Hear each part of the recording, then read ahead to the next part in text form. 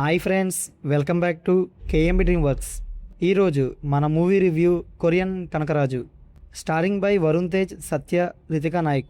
ఇక ఈ సినిమా ఎలా ఉందంటే నాకైతే జస్ట్ యావరేజ్గా అనిపించింది.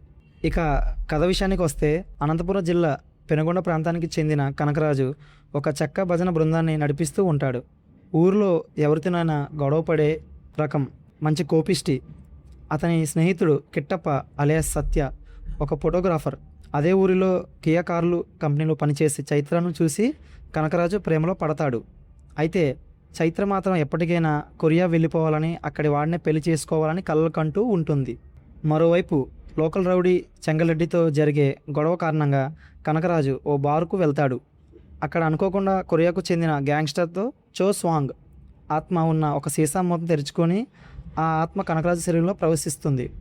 అసలు ఆ కొరియన్ ఆత్మ పెనుగొండకి ఎలా వచ్చింది, ఆత్మ ప్రవేశించాక కనకరాజు ప్రవర్తనలో ఎలాంటి మార్పులు వచ్చాయి, కొరియా వెళ్ళాలనే చైత్ర కోరికను కనకరాజు ఎలా తీర్చాడు లాంటి విషయాలు తెలియాలంటే సినిమా చూడాల్సిందే.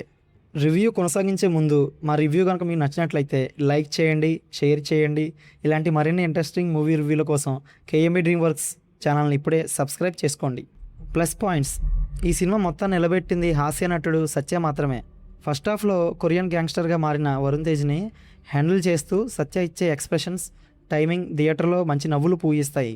వరుణ్ తేజ్ అనంతపురం యాసను మరియు కొరియన్ డైలాగ్స్ కోసం చాలా కష్టపడ్డాడు. సీమ కుర్రడిగా చాలా తేలికగా నటించాడు. రాయలసీమ నేటివిటీకి కొరియన్ హర్రర్ ఎలిమెంట్స్ కలపడం అనే పాయింట్ను తెలుగు సినిమాకి కొత్త ప్రయోగం. మైనస్ పాయింట్స్: కొరియన్ భాష, ఆహార అలవాట్ల మీద వేసిన కొన్ని జోక్స్ హద్దులు దాటి ఓవర్గా అనిపిస్తాయి.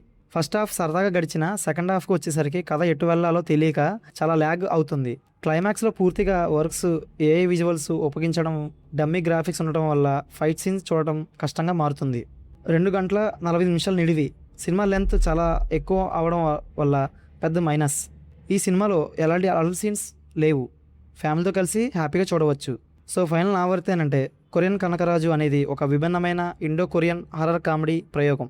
లాజిక్స్ వెతకకుండా కేవలం సత్య కామెడీ మరియు వరుణ్ తేజ్ కొత్త లుక్స్ కోసం వీకెండ్లో ఒకసారి చూడదగ్గ టైంపాస్ ఎంటర్టైనర్.